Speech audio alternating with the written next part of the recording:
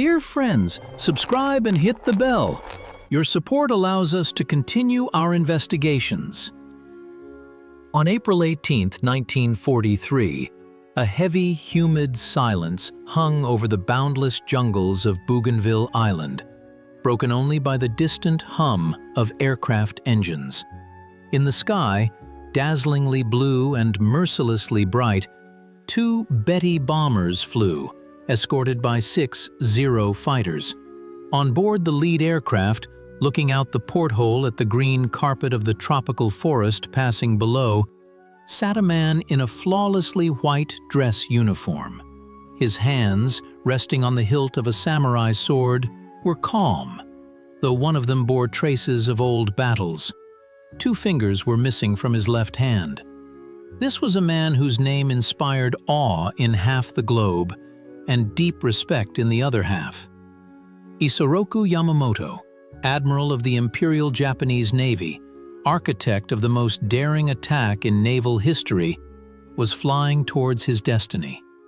He did not know that at this very moment, hundreds of kilometers away, a group of American pilots in Lightning twin-engine fighters had already taken to the air with one single goal. This was not just a combat operation. It was a hunt for one specific person, a precedent that the history of wars had not yet known. To understand the tragedy and grandeur of this moment, we need to rewind time, leaving the humid jungles of 43 and transport ourselves to a completely different atmosphere. Isoroku Yamamoto's story begins not with hatred for the West, but, paradoxically, with a deep understanding and even love for it. This man was woven from contradictions, as was the era in which he lived. Born into an impoverished samurai family in Niigata Prefecture, he absorbed the Bushido code from childhood, but his mind was set on the future. His birth name was Takano, but he was later adopted into the noble Yamamoto family to preserve the surname, which had no heirs left. This fact alone is symbolic. Throughout his life, he would bear the burden of others' expectations and ancient traditions, trying to reconcile them with the reality of a changing world. Young Officer Yamamoto differed from most of his peers. While others dreamed of revenge and glory, he eagerly studied the world. A turning point in his destiny was his journey to the United States of America. This was not just a diplomatic assignment, it was an immersion in a completely different civilization. He studied at Harvard, where he absorbed Western thought, economics, and strategy.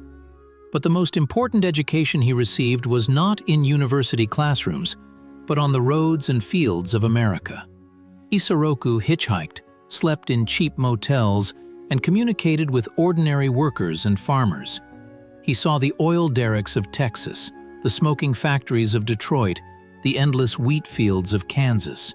While many Japanese militarists, who had never left the islands, considered America a decadent nation of merchants incapable of fighting, Yamamoto saw the truth. He saw an industrial giant whose power was still hidden behind a peaceful life.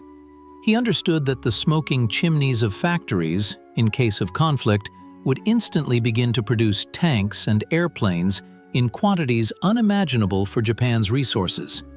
It was then, in the 1920s, that his main conviction was formed. A war with the United States would be a catastrophe for Japan. This was not cowardice, but the sober calculation of a professional who knew how to count resources. Yamamoto was a passionate gambler. Poker, shogi, roulette. He loved risk, but calculated risk. In Monaco and Las Vegas, he was known as a skillful player, able to maintain composure with any cards. It was said that he could have become a millionaire if he hadn't chosen the path of service to the Navy. This passion for gambling left its mark on his entire strategic style. He understood that in a confrontation with a stronger opponent, the only chance for success was a bluff, a sudden strike that would stun the opponent and force them to fold. He did not believe in a long positional game against America. He knew that Japan simply would not have enough chips to match the stakes in the long run. The 1930s brought dark clouds. Japan was rapidly militarizing. The army, intoxicated by successes in China and Manchuria, demanded further expansion. Generals saw the world through a rifle scope, dreaming of creating a greater East Asia co-prosperity sphere. The Navy, traditionally more conservative and pro-Western, found itself in opposition. Yamamoto, who by then had become one of the key figures in the Navy, openly opposed an alliance with Nazi Germany and Fascist Italy. He publicly declared that the tripartite pact would lead Japan to ruin. His position was so firm and loud that he became enemy number one for ultra-nationalists within his own country. He regularly received threatening letters, and military police were forced to guard his house. The paradox was that the future demon, with whom American children were frightened, was considered almost a traitor and Americophile in his own country. To save the admiral's life from fanatic nationalists, the Navy leadership decided to send him to sea. His appointment as Commander-in-Chief of the Combined Fleet in August 1939 was, in essence, an honorable exile. It was believed that on the flagship battleship, surrounded by loyal officers, he would be safer than on the streets of Tokyo. Thus, the irony of fate brought a pacifist by conviction to the bridge of the most formidable war machine in the Pacific. The man who least wanted war was given the tools to start it. Events unfolded with frightening inevitability. The oil and steel embargo imposed by the United States and its allies brought the Japanese economy to its knees. Fuel reserves were enough for 6 months, a maximum of 1 year of active operations. The empire faced a cruel choice: either withdraw from China and lose face, submitting to Western demands, or try to seize the oil fields of the Dutch East Indies by force. The army and government chose the path of war. Yamamoto, as a soldier, was obliged to obey. His personal convictions took a back seat to duty. And here, the tragic genius of the admiral manifested itself. Understanding that war was inevitable, he asked himself, how can a giant be defeated with 10 times fewer resources? The answer lay in the realm of psychology and surprise. The traditional doctrine of the Japanese fleet assumed that the American fleet would be intercepted somewhere near the Philippines, where the outcome of the war would be decided in a general battleship engagement. Yamamoto rejected this plan as outdated. He knew that time was working against Japan. The only chance, in his opinion, was a knockout blow at the very beginning of the round, a blow of such force that it would break the morale of the Americans and force them to the negotiating table. Thus was born the idea of the attack on Pearl Harbor. It was a pure gamble, a grand poker bluff. To transfer a huge carrier force across the northern Pacific in storms and radio silence and strike the enemy's main base on a Sunday morning. The plan seemed insane even to many Japanese staff officers. But Yamamoto staked his authority. He threatened to resign if his plan was not accepted, and they listened to him. In private conversations with Prime Minister Konoe, the admiral uttered prophetic words that would later enter history textbooks. When asked about the prospects of the war, he replied, "In the first 6 to 12 months of the war, I will show a continuous string of victories. But if the war lasts 2 or 3 years, I have no confidence in ultimate victory." He did not promise triumph, he only promised to buy time. Time that politicians were supposed to use for a diplomatic settlement. But politicians only heard the first part of the phrase. December 7th, 1941 became a day that divided history into before and after. The operation was a brilliant tactical success. American battleships burned in the harbor, planes were destroyed on airfields. But strategically, it was a failure, and Yamamoto was one of the first to realize it. Firstly, the main objective, American aircraft carriers, was absent from the harbor. Secondly, and this was the most terrible, the diplomatic note declaring war was delivered in Washington late due to bureaucratic delays. The attack, conceived as an honorable samurai duel, turned into a treacherous assault in the eyes of the world. Instead of being frightened and suing for peace, the sleeping giant awoke in fury. Yamamoto, sitting in his cabin on the flagship Nagato, listened to reports of victory with a heavy heart. He understood that he had awakened a force that could not be stopped. The next 6 months indeed became a triumph of Japanese arms, just as the admiral had promised. Japanese forces captured island after island. Hong Kong, Singapore, and the Philippines fell. It seemed the empire was invincible. But within Yamamoto, tension grew. He knew this was merely an illusion of success. American industry was already retooling for war. Every day of delay brought the inevitable end closer. He needed a decisive battle, the Kanai of the Pacific, to finally destroy the American fleet. It was this ambition that led to the Battle of Midway in June 1942.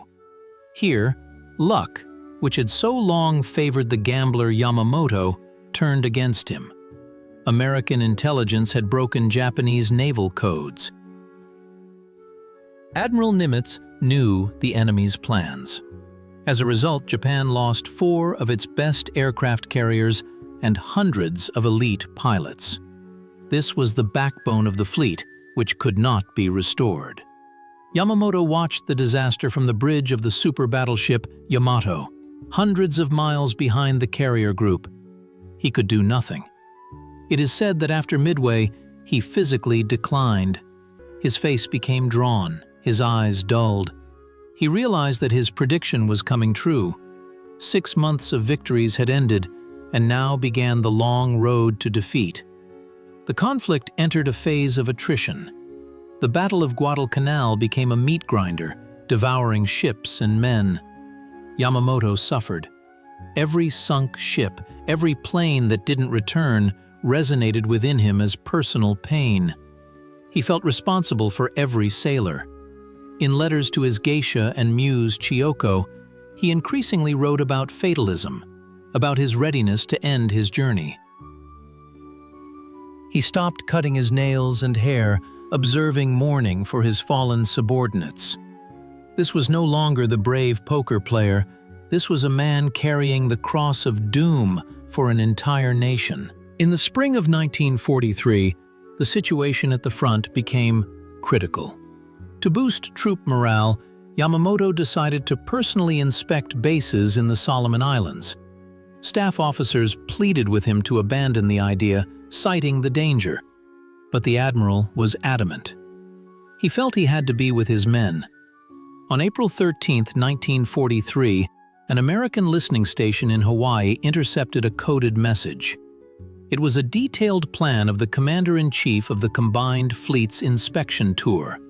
The message specified everything: aircraft types, escort composition, exact departure times, arrival times, and the route. American cryptographers couldn't believe their eyes. Such precision and carelessness seemed incredible. The information immediately landed on Admiral Nimitz's desk. A complex ethical and strategic dilemma arose. Eliminating an enemy commander-in-chief was an unprecedented step. In the history of wars, generals rarely became targets for snipers. There was an unspoken code of honor. Furthermore, the operation could reveal to the Japanese that their codes had been broken. Nimitz hesitated. He requested Washington's opinion. The decision was made at the highest level. The pro-argument was weighty. Yamamoto was the soul of the Japanese fleet, its strategist and idol. His demise would deal an irreparable blow to enemy morale. Moreover, in the US, he was held personally responsible for Pearl Harbor. Sanction was given. The operation was codenamed Vengeance. The task was assigned to an Army Air Forces squadron on Guadalcanal. Only P-38 Lightning aircraft had sufficient range to intercept the target and return. The pilots had to fly over 600 kilometers over water in complete radio silence, at extremely low altitude to avoid radar detection, and arrive at the calculated point with second-by-second precision. It was a navigational task of incredible difficulty. The slightest error in wind calculation or course, and the meeting would not take place. And so, we return to that day, April 18th. A group of 16 Lightnings, under the command of Major John Mitchell, sped over the waves at an altitude of just 15 meters. It was hot in the cockpits. The pilots were stretched to their limits. They knew they weren't just flying to shoot down planes. They were flying to change history. At the calculated time, 9:35 in the morning, Major Mitchell spotted specks on the horizon. Yamamoto was fanatically punctual, and this punctuality became his doom. 2 bombers and 6 escort fighters were precisely on schedule. The Americans jettisoned their drop tanks and surged upwards, gaining altitude for the attack. The Japanese _4 pilots noticed the enemy too late. They hadn't expected to encounter fighters so far from American bases. A dogfight ensued. A quartet of killers, Captain Thomas Lanphier and Lieutenant Rex Barber, detached from the main group and headed for the bombers. Japanese pilots fought desperately, trying to shield their admiral with their bodies and machines. But surprise was on the Americans' side. The first "0" was attacked and, leaving a trail of smoke, crashed into the jungle. The second bomber, carrying Admiral Ugaki, Chief of Staff, fell into the sea. Ugaki miraculously survived. The scene of Yamamoto's plane crash was not a heroic aerial battle. It was a swift, brutal execution. Bursts from heavy machine guns riddled the fuselage. The plane lost control, its wings engulfed in flames. It crashed into the jungle canopy, breaking ancient trees, and exploded.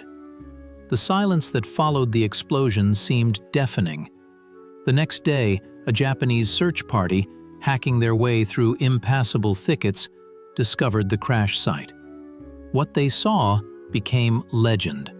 Admiral Yamamoto was found outside the plane, under a tree, still strapped to his seat which had been ejected on impact. He sat upright, his head slightly bowed, as if in thought. His hand, in a white glove, clutched the hilt of a katana. There was no grimace of pain or fear on his face. An autopsy later revealed that 2 bullets had struck him while still in the air, one of which was fatal.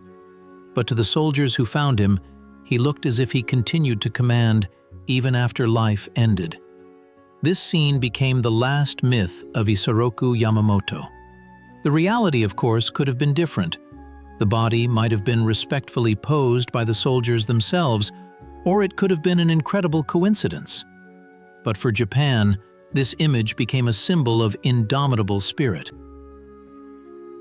However, the news of the admiral's loss was hidden from the Japanese people for over a month.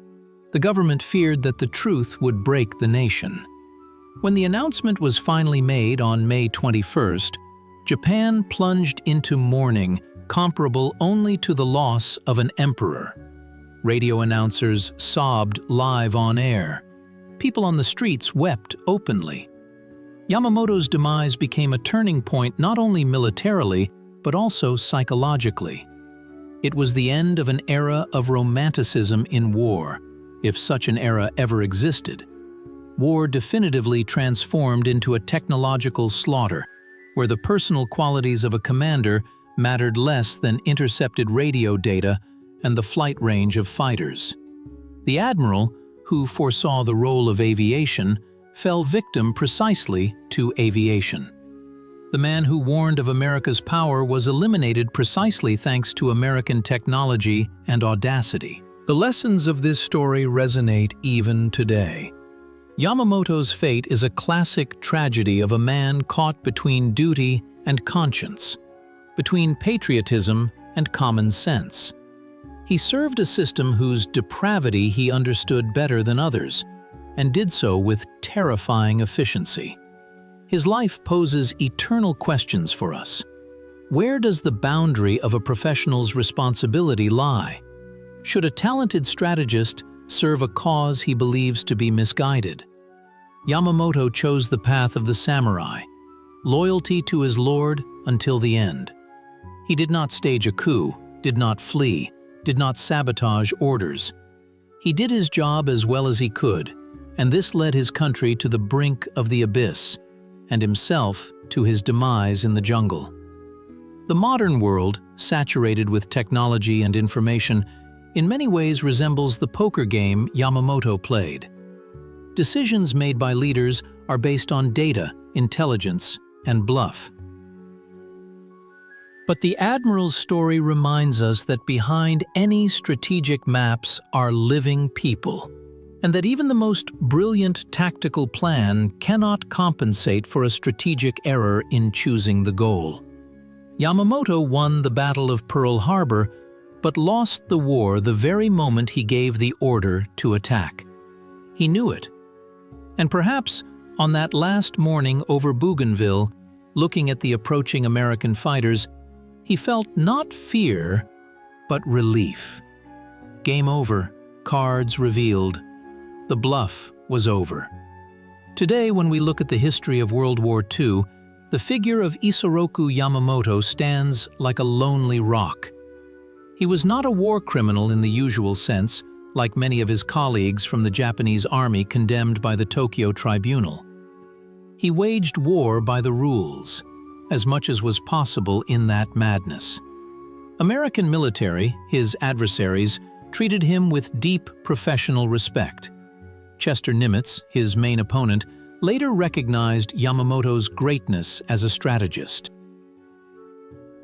Ultimately, Isoroku Yamamoto remained in history not just as an enemy who delivered a stab in the back, but as a tragic figure of a visionary. He wanted a strong Japan, equal among the great powers, but became an instrument of its destruction. He loved America, but made it hate him. He strived for peace, but became a symbol of war. His ashes were divided, part buried in Tokyo with state honors, and part in his hometown of Nagaoka, next to his ancestors, simple samurai who had never seen the ocean and did not know what poker was. The circle closed. The boy who dreamed of a wide world returned home, leaving the world a lesson about the price of loyalty and the inevitability of the fate we create for ourselves. The irony of his legacy also lies in the fact that post-war Japan, phoenix-like from the ashes, followed precisely the path Yamamoto had foreseen. It abandoned militarism, focused on economy, technology, and cooperation with the West. Japan became the industrial giant and peaceful trading partner the Admiral had wished for it to be. The factories he urged not to destroy in war were ultimately rebuilt and conquered the world not with cannons, but with cars and electronics. One could say that the spirit of Yamamoto, that very rational, pro-Western and pragmatic spirit, ultimately triumphed over fanaticism and isolationism. But the price of this victory proved unimaginably high. Reflecting on his fate, we inevitably come to understand the fragility of peace. One decision, one mistake, one ambition can trigger a chain reaction that can no longer be stopped. Yamamoto tried to control chaos, but chaos consumed him. His story is a warning to all who think that war can be controlled, that it can be kept within the bounds of a short, victorious campaign. War always lives by its own laws, and it always devours its creators. When tourists visit the USS Arizona Memorial in Pearl Harbor today, they see tiers of oil still rising to the surface from the sunken hull of the ship. These are the tears of the past. But if one travels thousands of kilometers southwest into the jungles of Papua New Guinea, there, amidst lianas and ferns, still lie the wreckage of Betty Bomber number 323. The metal has oxidized, the jungle slowly devouring the machine. This is the crash site of the man who started that fire. Two poles of one tragedy connected by the invisible thread of one admiral's fate. And as long as we remember this connection, we have a chance not to repeat the mistakes of the past. For history, like the ocean, does not forgive carelessness, but respects those who learn to understand its currents.